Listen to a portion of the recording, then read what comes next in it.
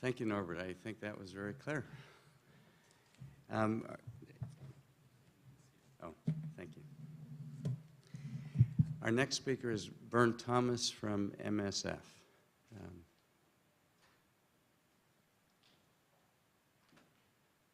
Welcome, Bern.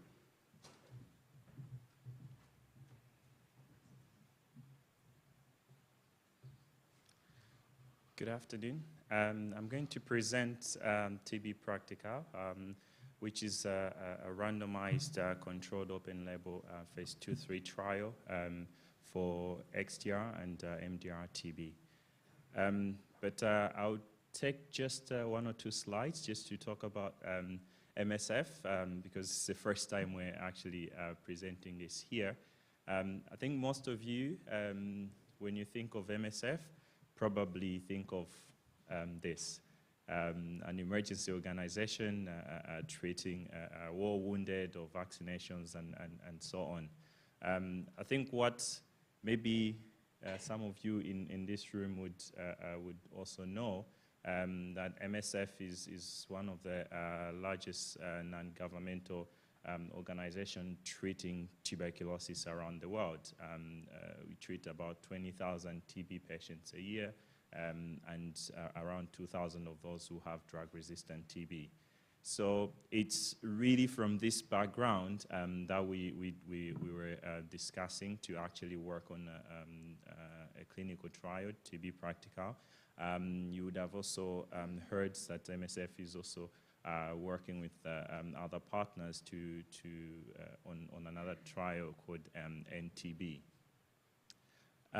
Now coming back specifically to this, in 2012, we actually were looking at the challenges that we're facing with patients in front of us, as well as looking at what was in the pipeline coming towards registration, and we put together a meeting to really look at what is it that MSF can do and what is more or less a kind of a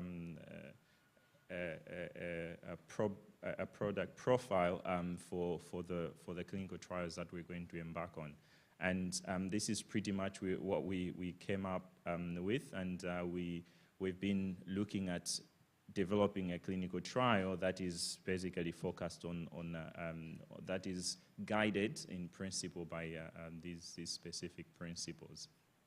So some of the clear goals for us, which is probably slightly different to also many people around this room, is that we don't intend TB Practical in itself to go for to regulators at different levels. We pretty much want to convince Christian and other people at WHO on the relevance of the outcomes, if successful, of this particular clinical trial. And again, we really want to make sure that we look at shortening of treatment, looking at the efficacy, but also recognizing that XDR-TB and pre-XDR-TB are a significant burden around the world that we need to make sure that the trial doesn't leave behind in its development.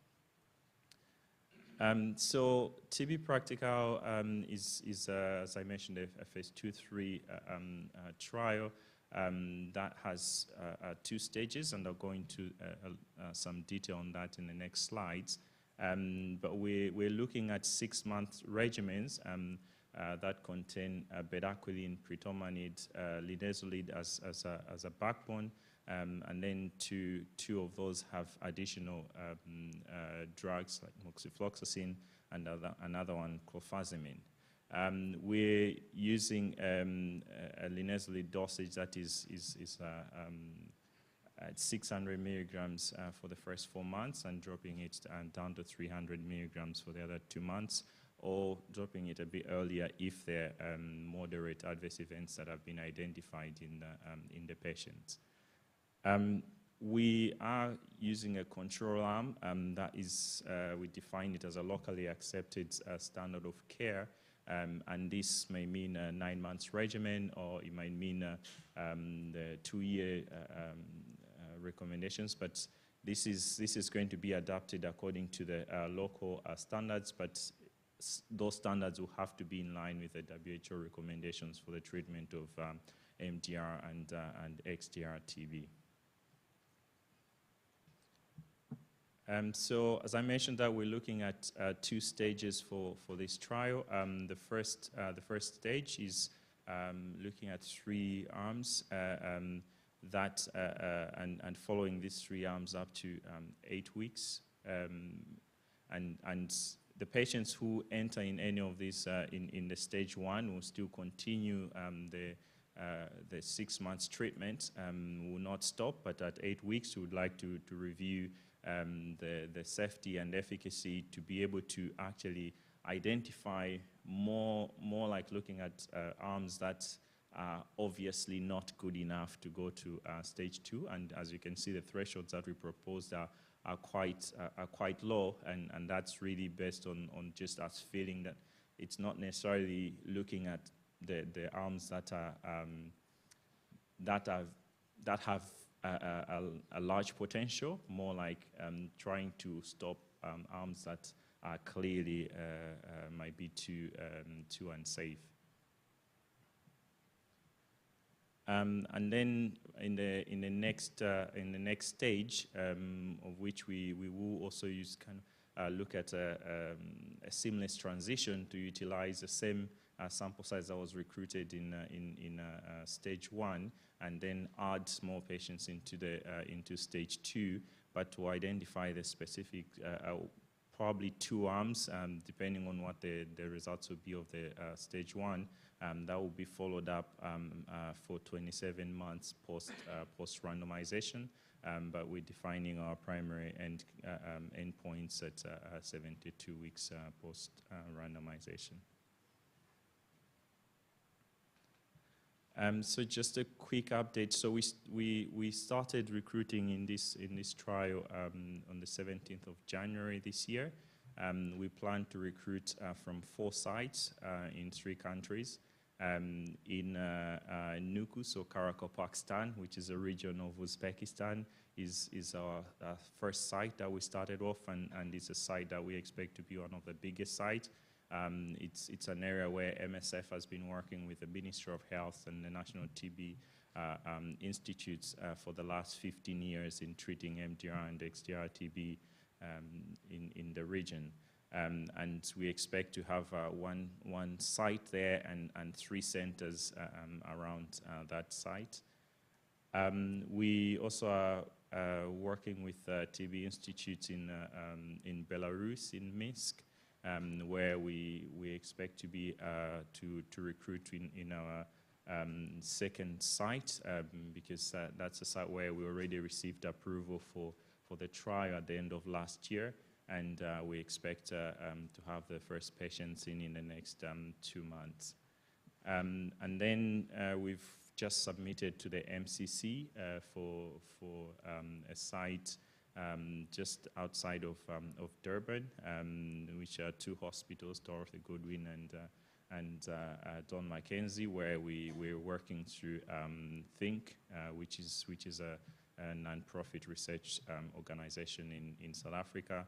And finally, the 4th site for us is the one also in Uzbekistan, but in Tashkent, which is the capital of Uzbekistan. And that has a bit of time to work on that moving forward. Just to mention that it's TB Practical is not necessarily kind of a development program, but we do recognize the need to look at some useful sub-studies, especially knowing the dosages that we're trying to go for. So we'll have some sub-studies on pharmacokinetics, which we're working with Jerry Davis. Also some aspects of economic evaluation, and also to look at patient-reported outcomes. And those are the collaborators that we're working with on TB Practical. Thank you.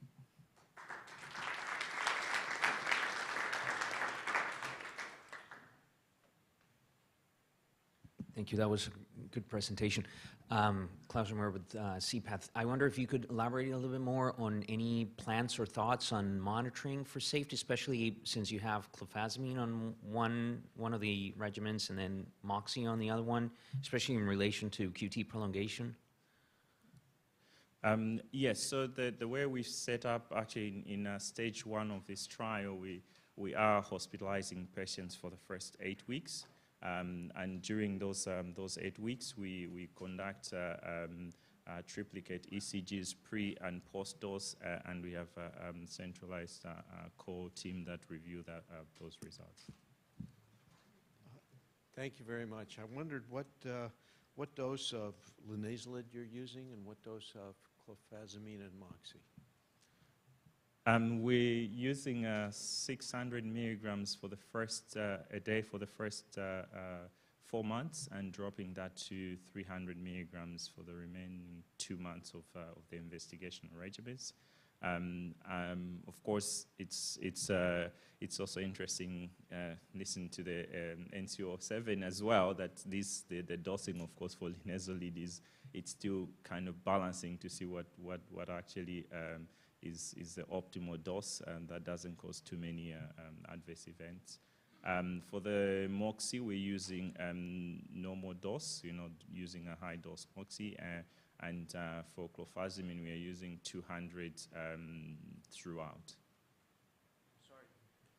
I'm sorry, you said the dose of moxi you're using is? 400. 400. Okay. Yes. Yeah.